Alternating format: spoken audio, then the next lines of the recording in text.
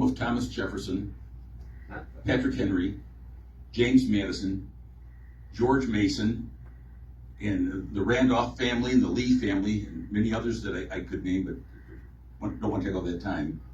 He asserted that we do not have our rights granted by the Creator, but rights come from government, which I think we'd be unanimous in rejecting that false assertion, and which is, of course, contrary to the principles of the Declaration of Independence, one of the most basic things of all. And you recall that he was Hillary Clinton's vice presidential nominee, so the two of them, correct. yeah, they made a pair. They sure did.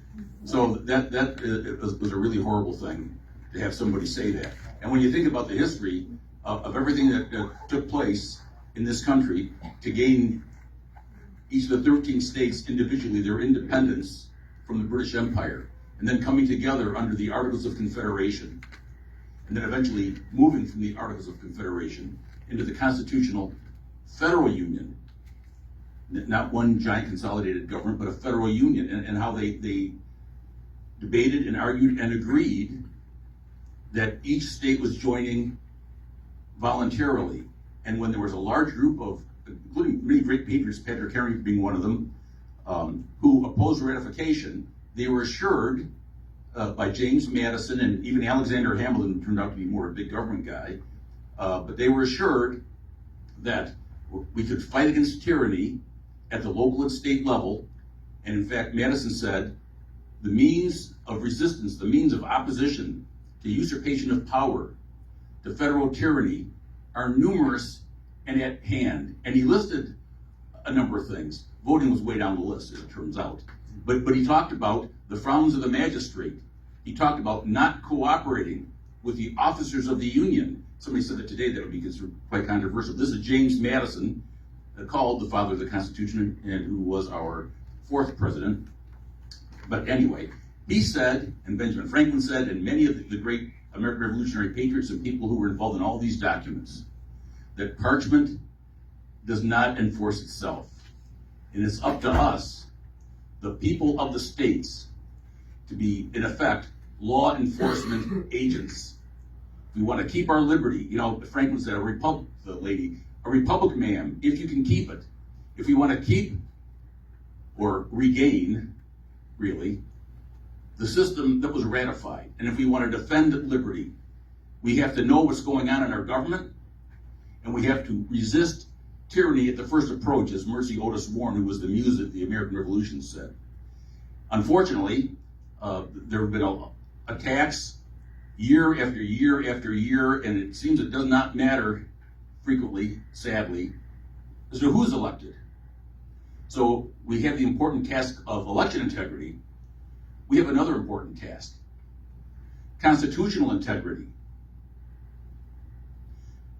office holder integrity, and as Americans, personal integrity, making sure that we protect that liberty which is granted by the Creator. We are derelict in our duty if we don't do that. Now, as it turns out, somebody who we all know and whose tragic martyrdom, whose murder we mourn, Charlie Kirk, was a very strong advocate of these things. Freedom of speech in particular, you know, and some of the hateful things the left says about him, of course, are totally untrue. And he advocated that people be able to speak out as they saw fit, to discuss the issues of the day, and he argued vociferously in favor of our American freedom, and actually freedom that all people have, but our government is constrained from attacking. They take an oath in that regard, which they violate constantly. And he also spoke out most recently on something that a few weeks ago or a few months ago would not have been controversial or something argued about amongst Republicans, and for years we heard Republicans, Democrats, and independents, the people at the grassroots level and the prominent Republicans, influencers, the Trump family, Vice President Vance, everyone saying, we have to know the truth about the Jeffrey Epstein files. This whole situation stinks to high heaven.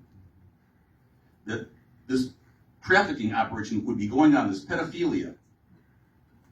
That man is convicted. Actually, at first, he got off rather easy. This former Labor Secretary Acosta said somebody went to him and said, well, there's some intelligence connection. So rather than have this go through the process that was supposed to go through the first time around, he got a relatively light sentence at the state level, I think down in Florida. Then he was out again and continued committing crimes. Why wasn't this brought up during Biden's time, though? Well, actually, some people were bringing it up, actually. This was coming up, but there were some court, Kathy, there were some court rulings which said, and they had so you can't do this. And actually, people were saying, we have to know what's going on. So this was actually a pretty prominent issue. And Republicans were talking about it. And before Biden came out of office, Republicans were talking about it. So as you look at this, he talked about the founders. John Adams, of course, famously said, if we want to be free and have liberty, that kind of situation is only workable if you have a moral people. And you see this situation, and there's no way we can claim we're doing the moral thing if we allow this to be hidden. This has to come out. We have to know who, we have no idea who the people were that were getting these young women, these girls, from Epstein and Ghislaine Maxwell. How can they have been convicted of something, but there was nobody else that was involved in this? It makes no sense. And Acosta, Secretary Acosta said, there's an intelligence connection. The American people have a duty to find out. We need to find out. And the people that were guilty of this need to be held accountable. And the victims need to get justice as much as you can do it in a situation like this. And so I would ask for there to be a motion in favor of this resolution so we can do the right thing. I'd like to make a motion for the approval of this resolution. I'll second it. All in favor, say aye. Aye.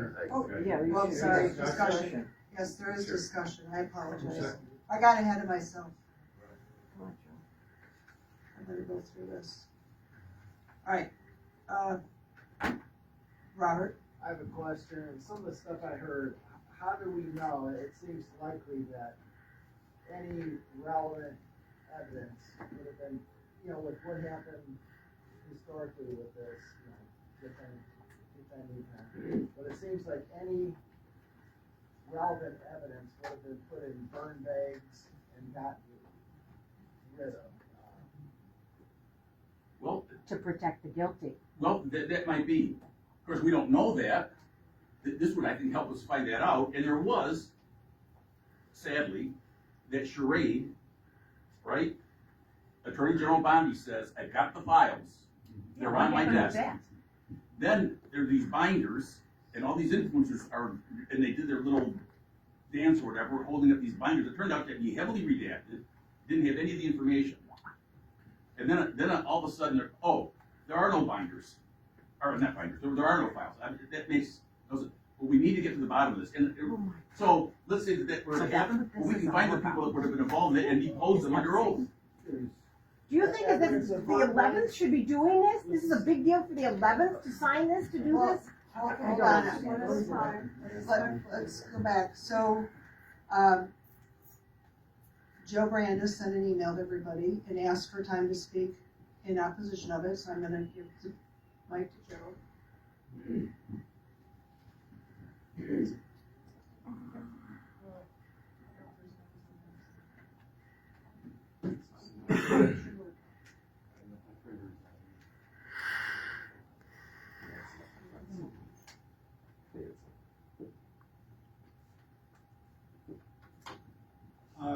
So thank you. I did send out a detailed explanation of why I would vote no against the resolution. So hopefully everybody had a chance, got that, had a chance to look at it. So one of the things I wanted to point out is that, is everybody familiar with what happened with the Young Republicans organization? No. It was pretty bad. Text messages? Text messages that Yeah. got out there, and it's really damaged, the youth, it's damaged the party. And so, as a group, we've got to really be careful about what we put out there because it gets into the media, and they spread it around. And I think that what I'm going to go over here is the reasons why I'm against it. I've known Dennis for a long time, like him, but I don't agree with it, especially on this. So, this is the third in a series of resolutions. We had defend the guard, defend delegates' rights, defense of their natural rights that we're talking about now. But I gotta ask you, is this really the best use of our time? Is this what we should be doing, or should we be trying to win elections and raise money and help out our candidates? Or, even if we are gonna have resolutions, is this the best resolution to have? Why wouldn't we talk about supportive cleanup voter rolls, voter ID? Right. How about supporting our president? Talk about all the good things he's done, okay? So, that's the first part of it. You know, I do agree with Dennis. The natural rights that we have are from the Declaration of Independence. And anybody that's heard Judge Warren speak, he always talks about this, and at the end he says, okay, everybody can, applaud because that's the Declaration of Independence. But we hold these truths to be self-evident that all men are created equal, that they are endowed by the Creator with certain unalienable rights. That among these are life, liberty, and pursuit of happiness. I agree with that. I agree Charlie Kirk is a good guy. And that's the first part of it. But then you get into a lot of information in there, and I think what I'm reading is it's talking about states' rights versus federal rights, and that kind of morphs in there. And to me, I like to do research. So I looked up, this. I'm not as good at this as Dennis, but I was able to find some pretty good information. So I asked, where is this type of language used? And it turns out it's used in the Libertarian and Constitution Party document. They're very much about states' rights. So when you hear states' rights, you hear nullification, you hear 10th Amendment, it always, for me, is a flag that we're talking about the Libertarian Party. Just to give you an idea, I've been in sales and marketing my whole career. This is done through AI. I just put in a short description, and what I'm talking about here is I really believe that there's states' rights and there's federal rights, and there's a tug of war. And this has been, since the founding of our country, that there's been that tug, but there is a tension between the two of them. So, the answer to this tug of war is the legislators that we elect can vote against or challenge unconstitutional bills, but you can't ignore the laws. So, after we went through that portion, then there's another portion of this, it's the release of the Epstein files. And I just think this is incredibly bad to have this resolution, because the title of it is Defense of Our Natural Rights. And we don't have a natural right to know what's going on with the Epstein files, so it really doesn't fit in to what you're talking about there. It's all over the internet. If you're on, I'm on social media quite a bit, and this whole thing about Epstein files is being used to embarrass the president. And I, for one, do not want to be responsible for this thing getting out and embarrassing President Trump. So, as an executive committee, I don't think we should be weighing in on this. This is interesting. I just saw this, Nick Somberg posted this. And you can see Trump and Epstein sitting in a tree kissing. So that's the left using a narrative. Why would we give him something that they could use against us? By putting this into a resolution and getting spread across social media, being sent to the state, the federal government. I just can't see this as something we want to do. So, just some conclusions. This may seem like a common sense resolution, but don't be fooled. As Mr. Nulio said, the devil is in the details. If you haven't read it, if you don't know what it's about, and you don't look at the subtleties of it, you're going to miss it. So it's designed to get you to agree on a few items. But what is the intent of the document? I really don't know. And anticipate the unknown consequences of it as to what could happen if it's passed. There's confusing language in there. I'm not a constitutional scholar, but when you say don't vote for any legislation that violates the ratified compact between the states, you have to really go in and figure out what that is. But there's a lot of that kind of language in there. So some final thoughts. We live in a day and age where there's so much information out there, you can find it. We don't do enough research. We trust too much and we verify too little. So I'm giving you an opposing point of view to what Dennis did, and I expect people to look at it themselves and work through it. And too often we don't, we're waiting for somebody else to spoon feed it to us. So I would advise people just get involved in that. There's social influencers out there that are paid to drive a narrative. And don't commit to candidates, resolutions, or petitions until you do the investigation. Beware of hidden agendas, and there's always unintended consequences. So just stop and think. And then the final thoughts. I said we should really start defending our Republican Party. We talked about these other 3 resolutions. Let's start defending that. We're not the Libertarian Party. We're not the Taxpayer Party. We're not the Constitution Party. We're not the Promethean Pact, the Grand New Party. We're the Republican Party. We need to start standing up for our principles, and we've got a lot to sell. So if you want change to happen, it's going to happen through our elected officials. To effect the change, we need to win elections. So I'm saying, please vote no on this resolution. Yes, good job, Jeff.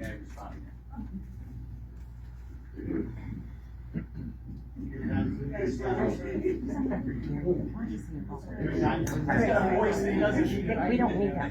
Okay, a couple things. First of all, actually, I just brought 4 resolutions, but 2 of them were in the last term, so we haven't had 3 this time. Our Defend the Guard was last time. But when you read what the founders said, and read all their documentation,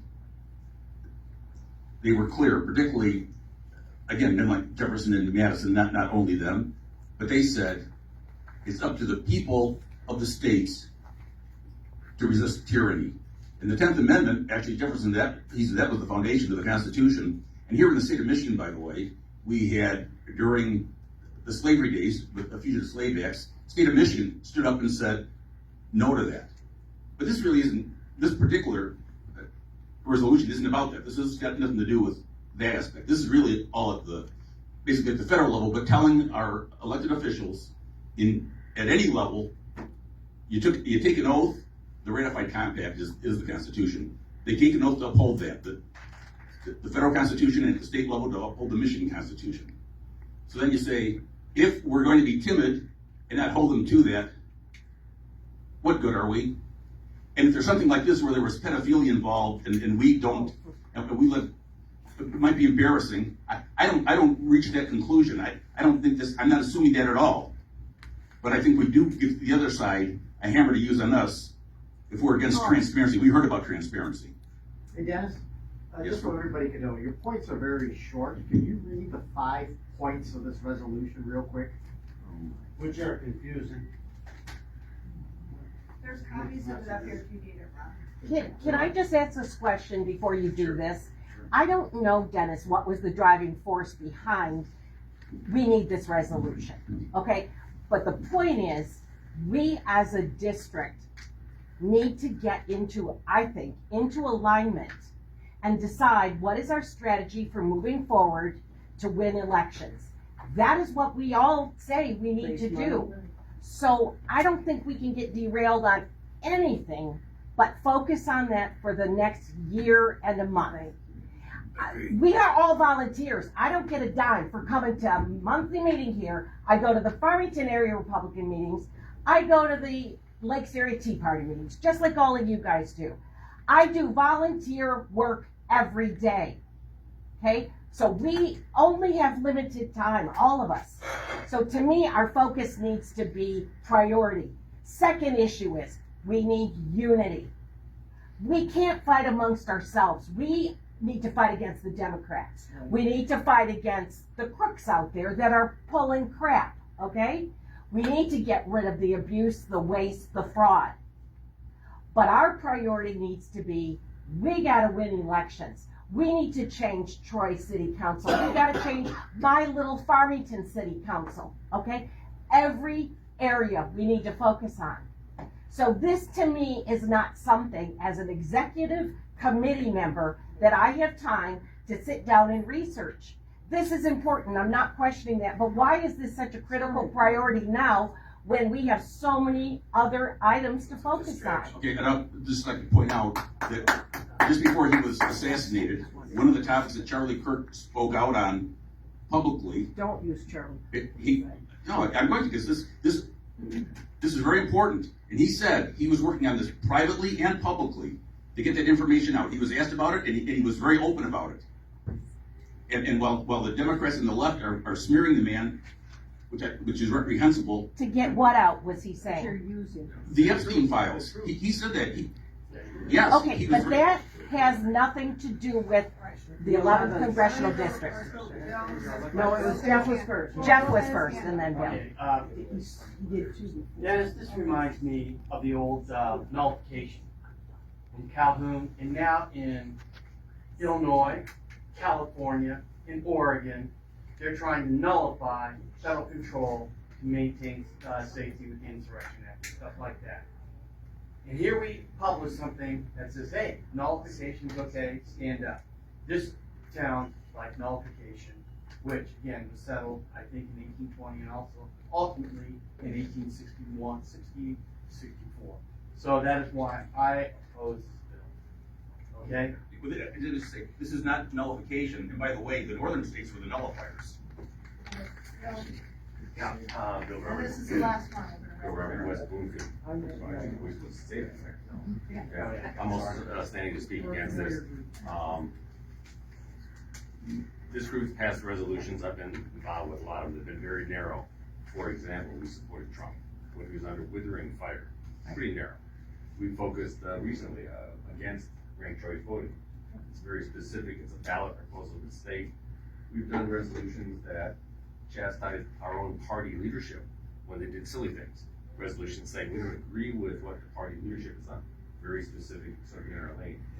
This resolution is way outside of our lane, way broad, very broad, and it's like, we've got fish to fry here. I'm glad there's people who worry about this. This is not an 11th district issue, and that's why I'll vote against it. and I didn't become an elected in the 11th to do stuff like this. Go ahead, Cynthia. All I wanna say that, Dennis, I actually agree with a lot of the stuff that you have in the resolution, but I think what Bill said is very important, is very broad. It has a lot of different things in it, and that's why I can't support it, but I do agree with a lot of the stuff that you have on that. And I think we all do. We're Right. gonna close discussion. We have a motion on the floor to pass the resolution in defense of our natural rights. All those in favor say aye. Aye. All those opposed say nay. Nay. Nays win.